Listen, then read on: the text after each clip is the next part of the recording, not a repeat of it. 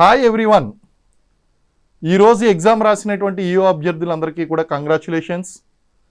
నాకు వచ్చినటువంటి ఫీడ్బ్యాక్ ప్రకారం మన స్టూడెంట్స్ అందరూ కూడా చాలా చక్కగా ఎగ్జామ్ రాశారు.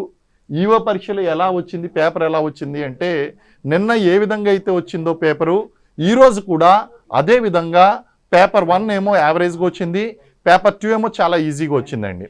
అలాగే క్వశ్చన్స్ గనక మనం చూసినట్లయితే ఆ క్వశ్చన్స్ పిల్లలు పంపించినటువంటి ఫీడ్బ్యాక్ అండి.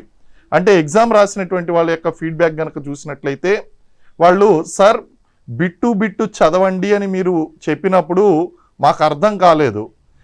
బ్లాక్ బుక్ నుంచి వచ్చినటువంటి బిట్సు, మీరు పంపినటువంటి ప్రాక్టీస్ బిట్టు అంటే వాటిని చదవమంటే మేము లైట్గా తీసుకున్నాం.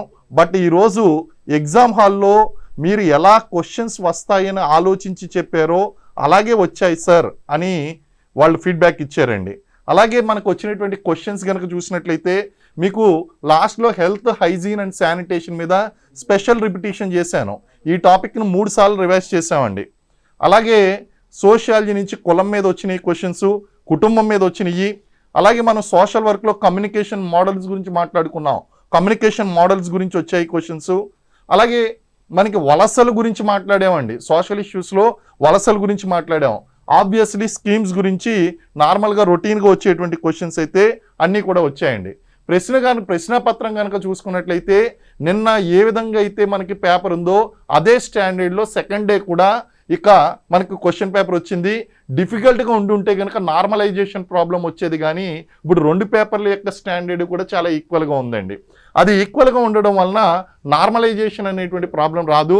నిన్న 5/1/2025 జరిగినటువంటి ఎగ్జాము, అలాగే ఈరోజు మనకి 6/1/2025 ఈరోజు జరిగినటువంటి ఎగ్జాము, 2 పేపర్లు కూడా చాలా చక్కగా గ్రామీణ విద్యార్థులకు కూడా అందుబాటులో వచ్చే విధంగా వచ్చిందండి. అయితే ఎనలిటికల్ బేసిస్ అనేటువంటిది ఆబ్వియస్లీ ఉంటుంది, కాన్సెప్చువల్గా ఉంటుంది. అది చదివినటువంటి వాళ్ళకి ఈజీగా ఉంటుంది, చదవనటువంటి వాళ్ళకి డిఫికల్ట్గా ఉంటుందండి. కాబట్టి ఏదేమైనప్పటికీ కూడా మనం అంచనా వేసిన విధంగా అది ప్రశ్నపత్రం రావడం అనేటువంటిది చాలా చక్కగా ఉంది. అలాగే విద్యార్థులందరూ కూడా రాసినటువంటి వాళ్ళందరూ కూడా చాలా చక్కటి ఫీడ్బ్యాక్ ఇస్తున్నారు. మనకి చెప్పాను ఆల్రెడీ, ప్రత్యక్షంగా కానీ పరోక్షంగా కానీ ఆన్లైన్లో కానీ యాప్లో కానీ కోచింగ్ తీసుకున్నటువంటి వాళ్ళు ఎవరైతే ఉన్నారో వాళ్ళందరూ కూడా చాలా హ్యాపీగా ఉన్నారండి. కాబట్టి once again congratulation to everyone. And ఈరోజు నైట్ 9 o'clockకి మన ఆన్లైన్ బ్యాచ్ ఏదైతే ఉందో ఆన్లైన్ బ్యాచ్కి మనకి ఫెలిసిటేషన్ అనేటువంటిది ఫైనల్ క్లాస్ అనేటువంటిది జరుగుతుంది.